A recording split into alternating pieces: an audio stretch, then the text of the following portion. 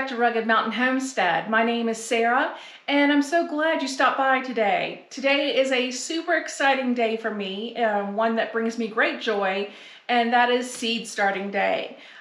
Seeds are being started a little bit earlier this year, as I'm using the app SeedTime, which gives advice for your different regions, zones, frost dates of when to start your seeds. So I'm going to start some today. I'm only starting onions and celery, and I'm perfectly happy with that. I've outlined my garden this year between my ideas, writing them down, and then using the Farmer's Almanac garden planner just to kind of help me space things out, let me know how much I can grow in a certain area. It kind of helps me visualize a little bit better.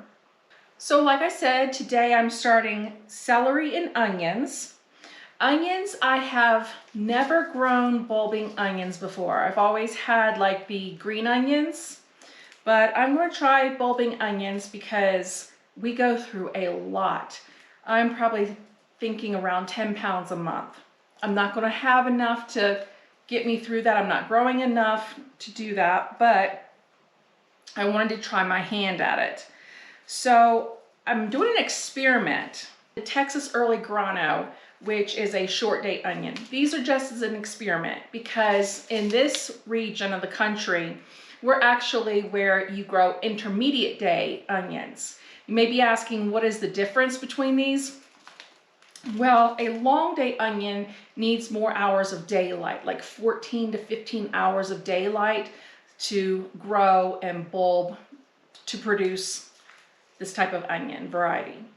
And then the Texas Early Grano is a short day onion, meaning it only needs like 10 hours a day of sunlight to grow into full maturity for this type of bulbing onion.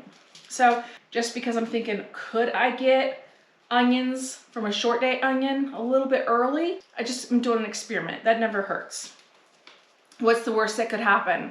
I get a little bit of onions or I get no onions, but I don't know. The majority of the onions I'm planting are these Australian brown onions.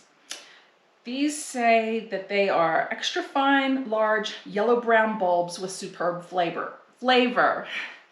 And these are the intermediate day onions. So I'm going to plant the majority of these. All in all, I'm planting 30 onions. That would probably get us through 2 months, but still, if they all did well and germinated. And then same as last year, I'm planting pink and Chinese white celery. This celery is a little bit different because it's not like the big celery stalks that you see in the store. These are actually pretty thin, but they are very, very pretty. Yeah, the stalks are thinner, but they're really pretty pink, and you use it just like you would regular celery. It's just a different size. So I grew some of these last year, and they were doing really well until catastrophe hit. And if you weren't with me at that time or you haven't seen the video, I will link that video in the description box because I just can't bear to go into it again. It hurts my heart. So this year I'm actually planning to go, I'm gonna go big. We are putting in all new soil into the 3 raised beds. I have one raised bed that's 5 feet by 24 feet and the other 2 are 5 feet by 40 feet. So I can grow plenty of food. The reason that we do raised beds here is because the soil is really not conducive to in-ground gardening. We are in a dry climate, a very arid climate, and so when you would water the ground here, it would just be absorbed by the ground and probably would steal from the roots themselves, the plants themselves.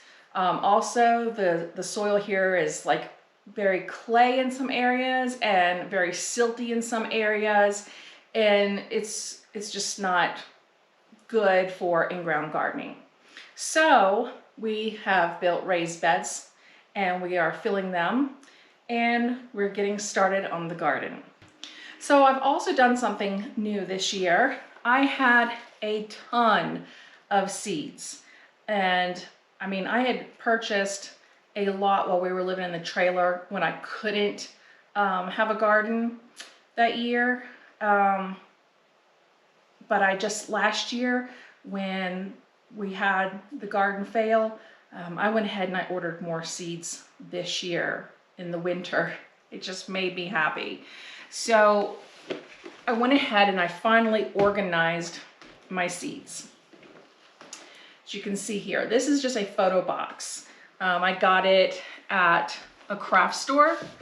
And what I've done is just by the different colors, like this is purple, and I have things in here that I'm going to start first. I didn't do it according to like all my tomatoes are in the red, all my peppers are in the orange. I did it as according to things when I can start them. So everything I can start first is in the purple, and then we just move on up to the blue and then the turquoise. I know in what order I can start planting. I also have used my calendar because I'm using Seed Time, and it basically says for your area, you put in your frost dates, and it tells you when to start your seeds, when to start direct sowing directly into the ground, when to transplant, and basically gives an approximate date for your harvest. So I'm using that this year. I figure a little extra help can't hurt. I'm always open to help. So I've gone ahead and I have filled my tray with the soil, the seed starting mix. I do use organic practices, and I am starting my seeds with the Jiffy organic seed starting mix. So I have a tray here filled with the soil. I'm going to be putting onions in these first 2 cell trays, cell packs. So I'm only going to be doing 12. Each of these trays has 6 cells in it. The rest I'm going to be doing the Australian brown onions that are geared toward this region, and of course my celery. It's just so exciting. I get so excited over seed starting time. Of course, this year, after what happened last year, I'm not gonna lie, I'm a little bit nervous. I don't know why, but I am. But I'm gonna give it my best shot, like always, and pray for the best. I'm gonna go ahead and stick 2 in here. Now in each cell, I just made a tiny little hole with just, you know, something that has a little bit of a point on it. That's just a marker for your seeds. And I'm just dropping 1 in each cell. And then I'm just going to gently pat the soil down because onion seeds are very small and they don't need to go very far in. I think probably like 1/4 of an inch is fine. So there, I have the Texas granos here. The rest of these four trays here, 1, 2, 3, 4, these little 4 packs, they're going to be the Australian browns. Now you may wonder why I'm starting everything from seed. And granted, it may be a little bit more time consuming, a little bit more of a risk, just because once you buy starts at the store, they're already established. I can get a whole package of these onion seeds for, I believe it was $4, $3.50, excuse me, $3.50. There are a minimum of 300 seeds in this package. If you were to buy one of these trays, these cell packs, one of these packs, I keep calling them trays, one of these packs at a big box store of started plants, the last time I checked, they were $4. And I don't know what it is for this year. I just haven't even looked. But I would rather pay $3.50 for 300 seeds than $4 for 4 to 6 plants. It's just a chance that I'm willing to take. The size garden beds that I have, that would be a tremendous amount of money to put in there. And your first garden year is always an investment anyway, because you're starting from scratch. And we did pretty well starting our gardens, our garden beds, because we built them, but we built them from like materials that we got at a salvage yard. Here it's called Reclam Metals, and we just have some, that's what we used for the siding of the beds, and then we had some posts, and Dean just cut those, and we've used those for for the ends and the sides for the frame. And then behind there we've put a pole to kind of provide some support, and those were just fencing, chain link fence, those poles that are in the fence, and he just cut them into sections. And so that's how we've done that. So it really wasn't that expensive. You have to kind of get creative when you're building a garden bed, because it can easily rack up some big costs. And that is what we're kind of trying to avoid. The biggest expense we're going to have this year for the garden is going to be all new soil. Yeah, it is what it is. You have to have good garden soil if you want to grow healthy plants. If you want them to grow, you have to have fertile soil. So that will be coming soon, and we'll be filling the beds very soon.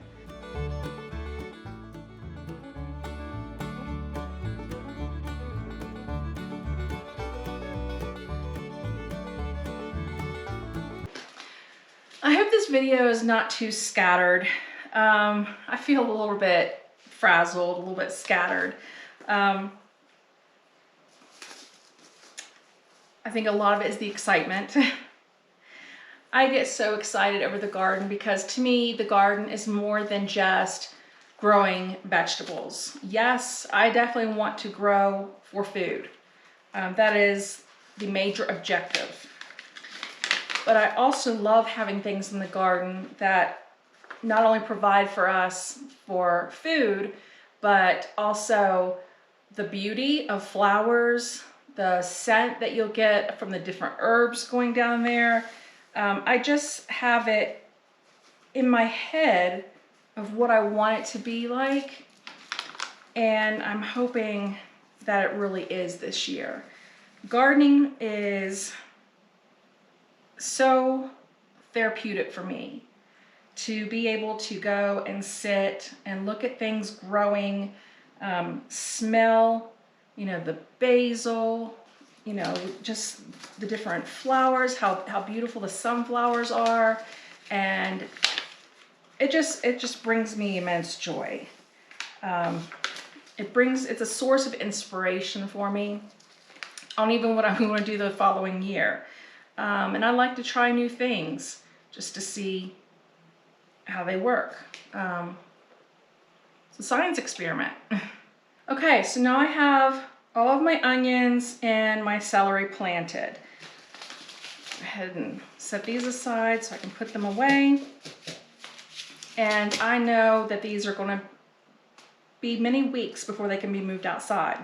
So I will take a spray bottle and just lightly spray the top of the soil to give these onions and the celery their first bit of water and off to a good start.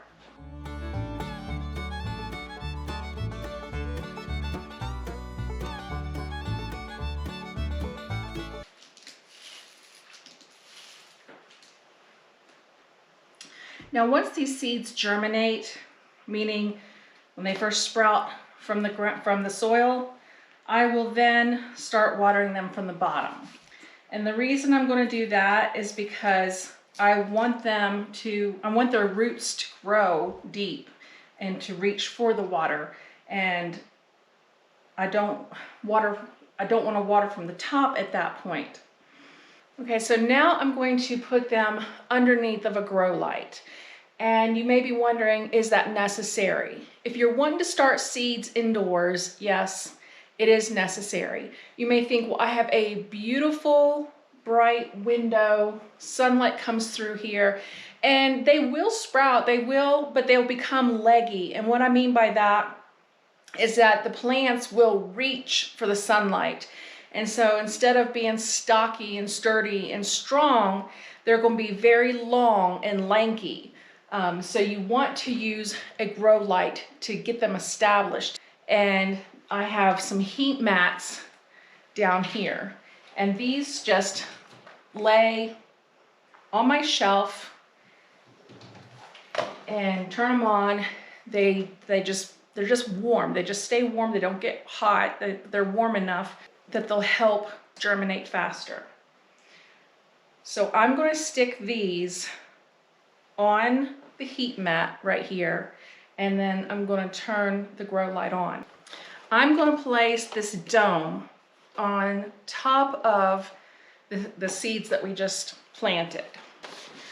I'm not going to put it, it's not going to be locked on or pushed on or anything like that. I'm just laying it very loose, as you can see, on the top. This will provide some humidity. Probably tomorrow morning when I come and look at it, I'm going to see some condensation on the inside, and that's perfectly fine. I'm going to leave this on until those seeds germinate. Then once they germinate, I'm going to take the cover off and not use it anymore.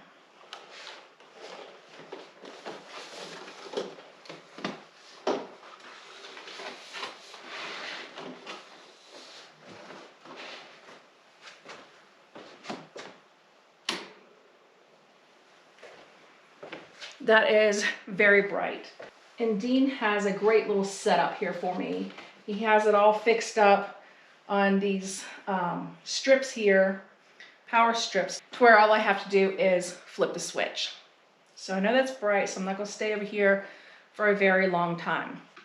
When I said that I'm going big this year, what I mean by that is kind of what it sounds like, is that I'm trying a lot of new things that I haven't done before. All in all, I've been gardening around 10 years, but I only had a 10 by 10 garden spot, and then I did a lot of container gardening too. So I never really had the room to grow things like pumpkins or watermelon or corn, and I'm going to try all three of those this year. I'm going to be planting a lot of herbs and flowers, and I've envisioned this in my mind for quite some time because I envisioned these types of gardens of this size for quite some time. And I love putting things down in the garden that just add to the pleasure of being there. I have wind chimes down there and solar lights that glow different colors at night, and I love the garden. It's more than just about food. It is peace and tranquility. It is a source of joy. It's just very near and dear to my heart. So not only am I down there to work, which it is a lot of work, but I'm down there to enjoy it and to be inspired and to be thankful. So even when things go wrong, and sometimes they do, I'm still going to be thankful. I'm going to be thankful that I have these gardens to experiment with, to grow. I'm going to be thankful for the place that I am in this season of my life, that I have the time to really truly devote to reading and research and all these different things that I've been doing for the garden. However, you can read and do all the research you want, but sometimes the best teacher is experience. And so I'm going at it again this year, and I'm thinking, no matter what, I'm just going to go ahead and spend the time and plan it all out and grow as many things as I can and grow the things that I've always wanted to, and let's see what happens. I'm praying for a bountiful garden this year. For the food, yes, but also because I just need it. I have not had a garden now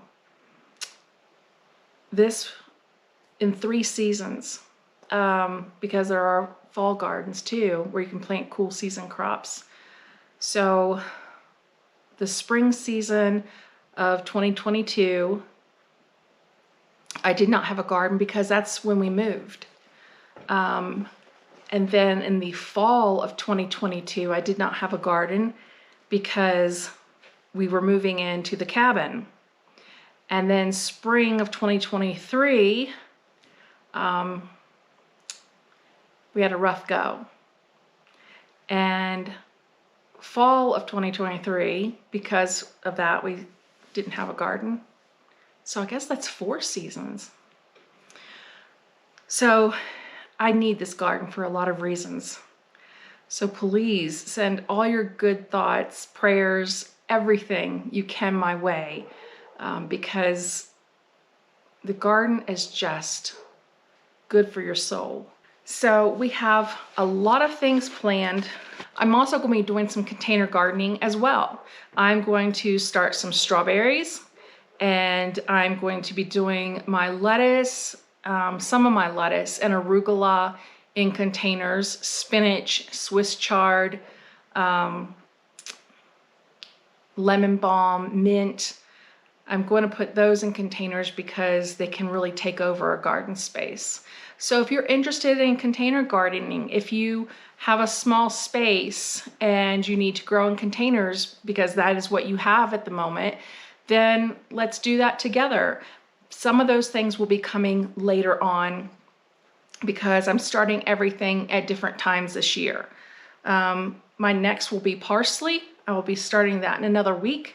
And then towards the end of the month, I'm going to be doing kale, collards, and Swiss chard. All of those will be in containers. So thank you for joining me up here on Rugged Mountain Homestead today, getting seeds started for the 2024 spring and summer garden. I'm super excited. I'm a little bit nervous, but I'm so happy to have you along with me for this garden season. So I will keep you updated when these little guys back here sprout. And of course, I will be watching them every single day, even though they're not going to be up tomorrow. I will be looking at them every single day, and I will keep you updated on that, and we will just grow this garden together this year. It's an exciting time up on the homestead.